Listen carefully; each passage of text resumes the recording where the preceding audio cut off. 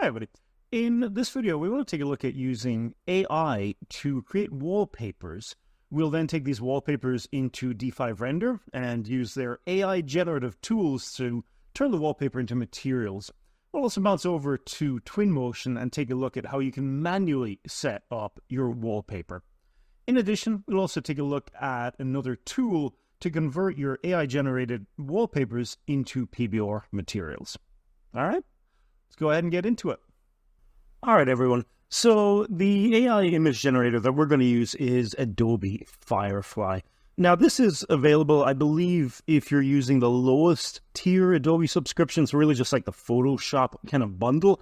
And Adobe Firefly is available to you users. You just have to sign in to your Adobe account. Now, please note, you could technically use any text-to-image generator for this. We're just going to use this one because I'm kind of familiar with it. But there's a lot of them out there as well. So find one that you think is either, useful, maybe it's free, or maybe it's paid on a credit system, but also one that you're comfortable using and that you kind of hope is using sort of ethical management for where it's getting its reference images from. All right, so what we need to do is go to text to image. So I'm going to click on that. And you can see it'll provide you with a ton of sort of reference images from other users. Now, in order to get the most out of this, we need to type in our prompt. And since we're going to generate a wallpaper, let's just type in something already. So I've picked a wallpaper. You can see the prompt on the bottom left. Elven design, ornate, leaves, gold, repeating pattern. And I'm going to just move myself out of the way. And I'm going to click generate. Now, one thing I have noticed, the Adobe Firefly, it is a little bit slow to generate content. But generally, I found the results to be pretty good. And I think a lot better than the generative AI that I think is in Photoshop at the moment. So you can see we've got some pretty nice results here. Now, we can also tweak this. I'm going to put a comma here and do black background. This will be a little bit easier to work with later on. So let's go generate. Okay, and you can see our results are kind of popping in here, which is really nice. Now, one issue with Adobe Firefly is, as it currently stands, there's not a way to make your textures completely tileable. Now, I believe some of the other AI image generators do have a little toggle that allows you to do that. I think Midjourney in particular. But for now, we'll just leave it as is. And I do really like the look of these results. Now, if I move myself to the left again, you can see we've got a couple of options here. We can pick whether we're using Firefly 1 or 2. You're generally going to want to keep the newer version here. The results are a bit better. And also just the aspect ratio. So we could put this into widescreen and then regenerate it. Now, we also have a couple of other options here. You can upload previously generated images, or just, I think, any image, in fact, and it will try and match the style to that image. But I'm pretty happy with the results of these with the pretty basic prompt that we have. Now, I kind of wish they were tileable a little bit more, but we'll just work around that for now. We'll also have some options for how we want this to be presented. We're going to pick the hyper-realistic model, and again, we can generate that. We also have options for the overall color and tone. So if you wanted a black and white image, you can absolutely do that. And to the best of my knowledge, Adobe Firefly is somewhat more ethically sourced, I believe. It takes a lot from Adobe stock to generate its designs. All in all, pretty happy with the results. I think we could happily download these. Now, what I'm going to do is step back to one that I created earlier, and let's bounce over to D5. Okay, everybody, we're over in D5. And if I bounce back to SketchUp real quick, you can see we've just got a very simple room setup here, nothing crazy. And I just sent this over to D5. All right, so this is really where kind of just a lot of the magic happens. I'm going to hit I on the keyboard, sample the material here, and I'm going to load up our base color map. Now, this is going to be the one that is effectively what we just generated. There we go. Now, you can see it's actually pretty high resolution. I'm not sure the exact sort of settings for this. And all in all, it's doing a pretty good tiling effect. It's not perfect, but pretty happy with it. Now, one issue I did encounter with different wallpapers was getting the wallpaper that you generated from the AI tool, like Firefly, to basically fit the wall. And that seems to be a little bit, you have less control over that. So just be mindful of that. But here we go. We're in D5. How do we turn this into an actual material? Well, it's really easy. If you're using the most up-to-date version of D5, just go up here to where it says AI, AI generated texture maps. Click on that, and it's going to create the texture maps for you. All right, everybody. So just looking at that now. Yeah, I mean, it's just absolutely incredible. Does it take on a slightly weird, maybe H.R. Geiger look? Yeah, a little bit. No, but you can see it's created a normal map for us, which is also set to correct linear space as opposed to the screen space RGB. It's just really, really incredible. And so we can minimize these guys as well here. And you can just see we can toggle the actual direction of the normal map as well. You're getting a slight seam in certain areas, but I'm not convinced that it's actually that bad, especially with the camera pullback. It's also created a roughness map for us, so you can see we can toggle that to determine, exactly kind of how shiny we want. Now, it has not made a metallic map, so that's something we can make in Photoshop and add to this. But you can also see it created an ambient occlusion AO layer as well. Absolutely just mind-blowingly cool. Now, one other thing we can do is also go to custom template and put this down to, we're actually looking for displacement. And again, I'm going to click the AI button and I'm going to force it to make a displacement map as well. Okay, after a few seconds, you can see it has created a pretty low sitting displacement map.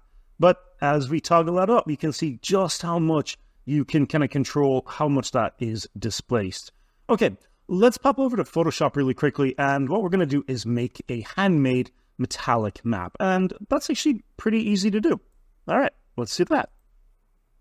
All right, everyone, we're in Photoshop here with the AI-generated tool. Now, a reminder, you could go directly from Firefly to Adobe Express and ask it to remove the background, and that was something we looked at a second ago.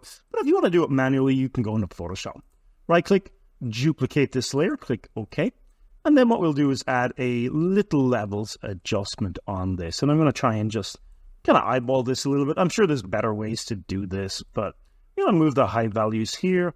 And then moving the midtones, we're just going to adjust this image to kind of get something where you can get a really pronounced selection of the black. And I'm just going to tweak this a little bit. Okay. You can see the black is really pronounced now, and the gold leaf is coming off the surface. That looks nice. Now, right-click and merge this down. You can see now there's the original, there's the edited one. Hit W on the keyboard. I'm going to make a selection of the black with a tolerance of 10. And contiguous turned off. Now, is this going to be the most beautiful metallic map? No, probably not. That's fine, though. Okay, that looks good. And so what we can do is then on the background layer, I'm just going to, again, duplicate it one more time. That's just kind of habit for me, just to be safe. And I'm going to zoom out. Now, I'm going to just invert this selection, Control-I.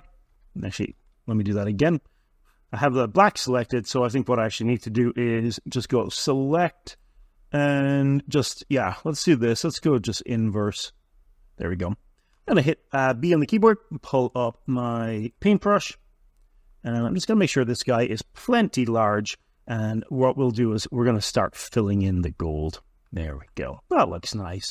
All right. Now, if all goes well, we can use this as a kind of a poor man's or very basic kind of looking metallic map. It's a bit rough around the edges, but shouldn't really matter. Let's save this and bring it into D5. Okay, everybody, I have loaded up the metallic map. It's set to 0.8. You can take this a little bit higher, 0.99 or whatever. I don't think anything is really 100% metallic, so even just leaving it at about 0.8. Now, it might be a little hard to see, but if we change the environment to kind of completely nighttime now, we're stripping out all of the light, and then I'm going to go up here, grab a point light, and let's just place this on the ground and then lift it up.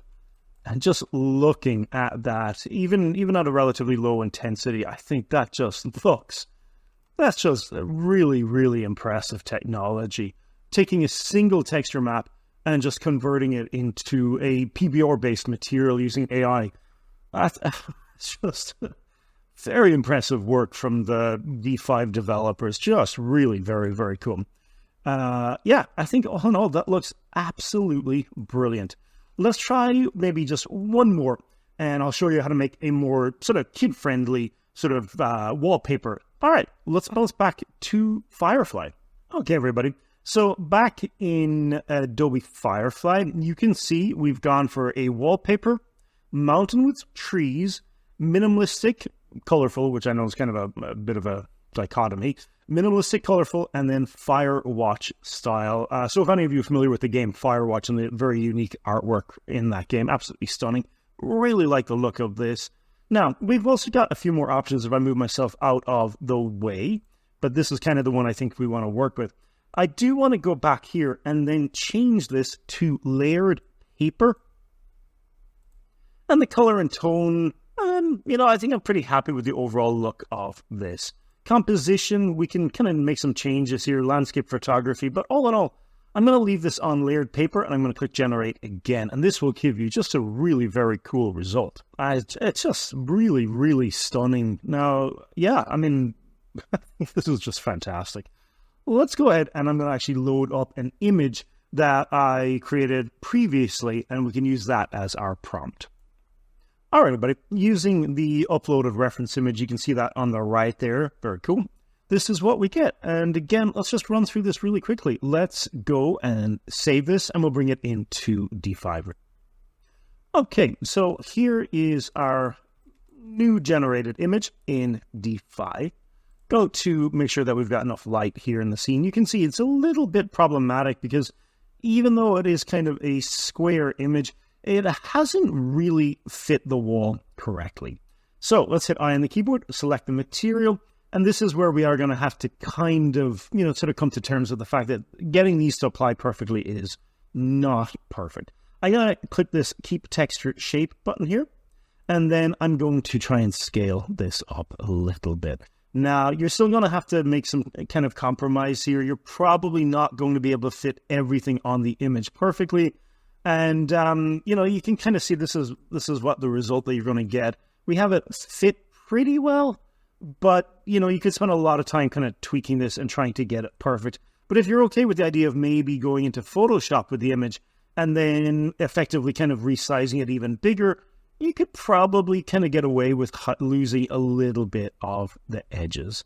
But all in all, something like that just looks really, really nice. And you can see it does give that really lovely pop-marked effect. And again, just click the AI button to force D5 to create your AI-generated texture maps. Let's do one more look at this. All right. So you can see we've got our base color.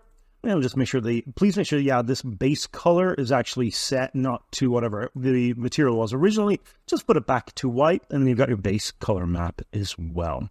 So there are some obvious kind of issues you can kind of see along here where it doesn't fit completely. Now, one thing you can always do is, in this case, like go back to maybe SketchUp and kind of just draw some lines on the object here and then sample the wall material. And then once we resync this, you can kind of see here we're getting the wall material now kind of covering up that pretty pronounced seam. But you're still going to have some issues. You could always try using an opacity map to maybe put an interesting design, maybe a black and white with a white sphere. And so what you get is this kind of circular effect where the artwork would only appear within the circle. But whatever, that's all up to you. All in all, this is just truly just unbelievable. I mean, we just used Elven wallpaper, but in a few seconds, we've created this beautiful looking kind of painting wall. And you can see here again, it should, all goes well, give us all of the materials that we actually need. So there's our normal, our roughness, and our ambient occlusion map as well. And so all of this will respond to light. And I think that's just really, really incredible. Okay, let's move on. What happens though if you're not using D5? What if you're using Lumion or Twinmotion?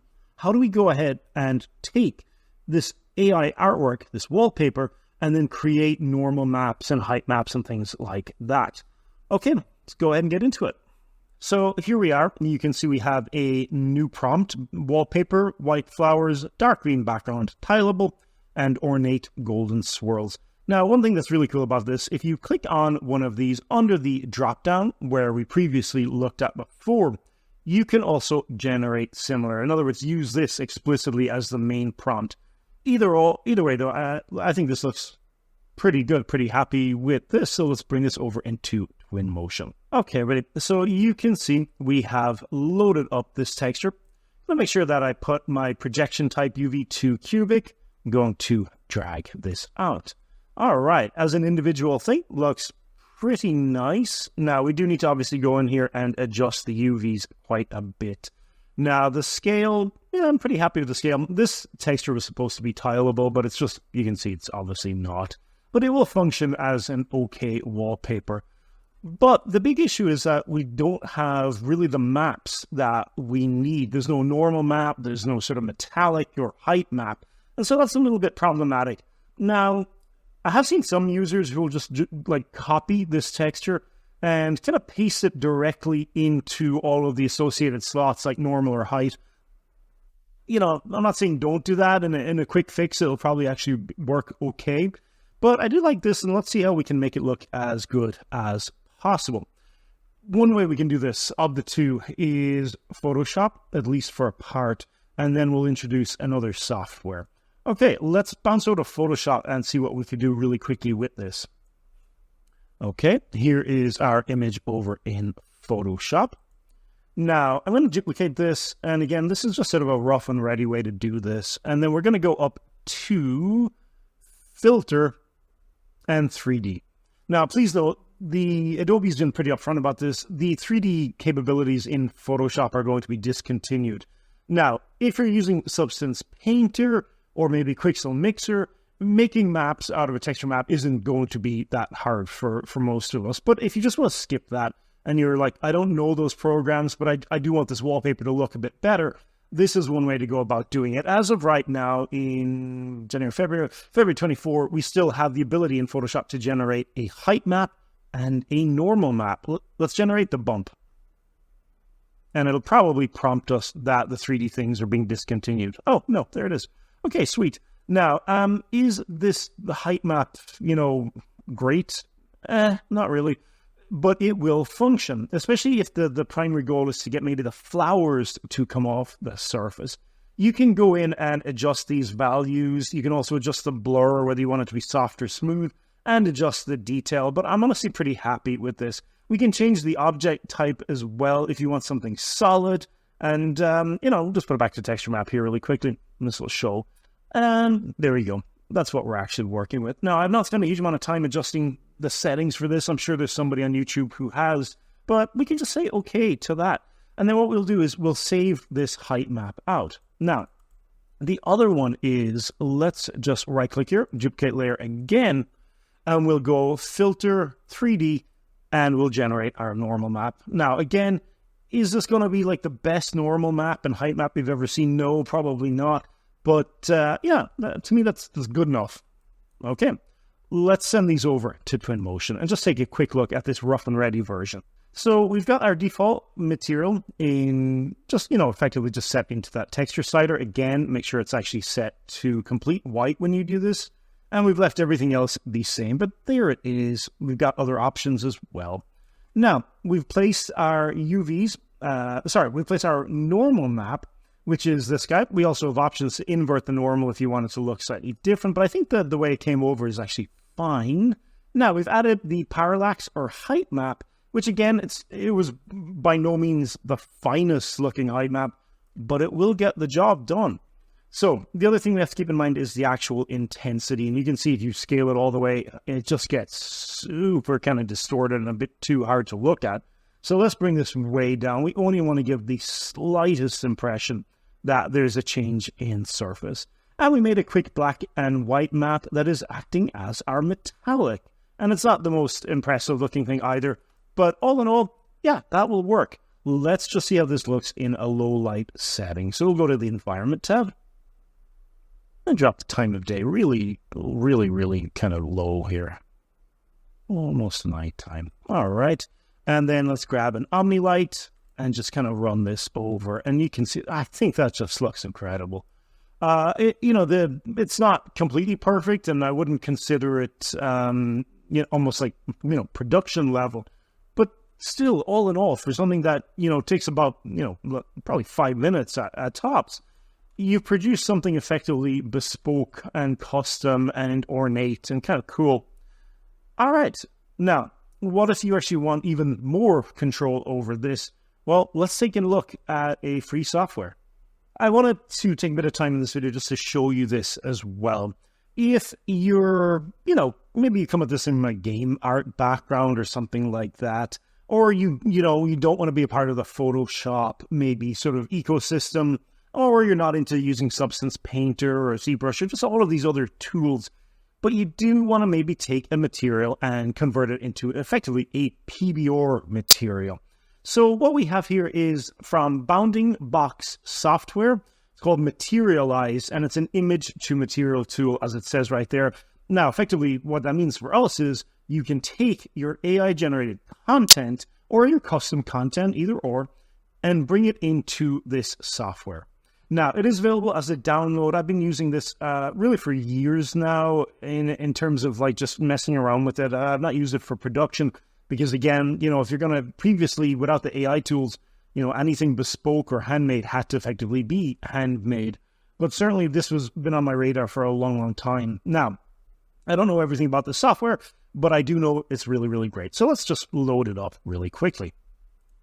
Now, one really cool thing about Materialize is that you also do not need to load it or save it or install it directly on your C drive. I have this as a standalone sitting on a backup D drive. So like this is really, really cool. You don't have to install it on your programs.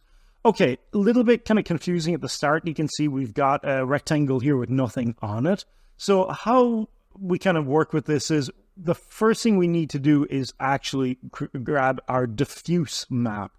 Now, most of you are probably familiar with the diffuse map, but if you're not, a diffuse map, if you're new to maybe 3D or ArcViz, diffuse map is just a flat texture map that should have no lighting information. Now, let's load up one of our textures.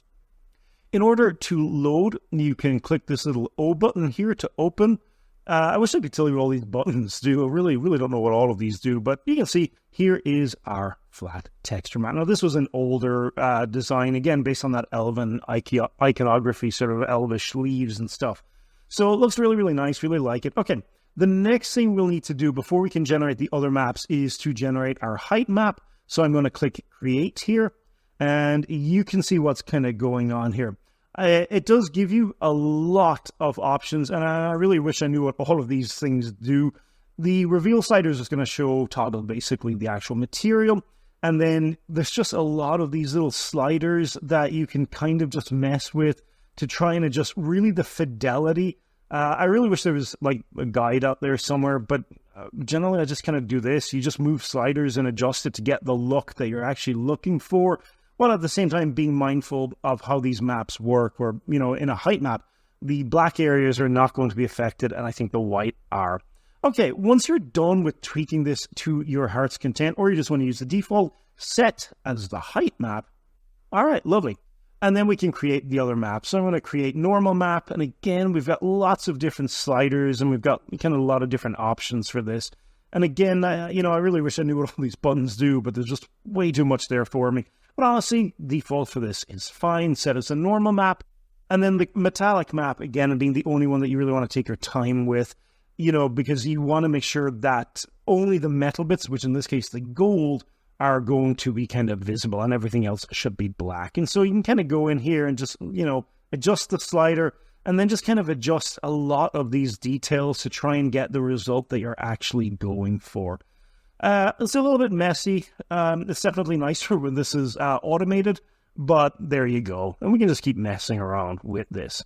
All right, with that being said, once you're done with that, say we just set this as metallic, even though I actually need the inverse of this, but say we just set this as metallic, for now. There we go. We can also adjust the AO map as well. We can create that, and you can see we can go in and really just mess around with these sliders to get the result that we actually want. Now, again, if you're a D5 user, you won't have to do this except for the metallic map. And other than that, though, I think this is just so cool. Set as ambient occlusion map. Now, in order to finish with this, you do need to save the project and then pick the actual format that you want to do. Once you do that, you should be able to hit Save Project, and it will save these maps for you. Now, it's really, really incredible software, and the really cool thing about it is it's free. So yeah, go download it, go support Bounding Box software, because this has been around for a while, and it's just, the results are just really, really nice. And unlike a lot of software, there's no price, there's no overhead for this. Okay, with that being said, I'm going to go ahead and leave it there. We've looked at how to use Firefly to create some really nice wallpapers for D5. We've looked at the D5 generative AI tools for making texture maps. And we've looked at a couple of ways to hand make your alternative maps in Photoshop or Materialize software. So thank you so much for watching. I hope you found the content useful. And if you did, feel free to leave a comment or a like or all that kind of stuff. And I'm going to go ahead and leave it there for today. Cheers.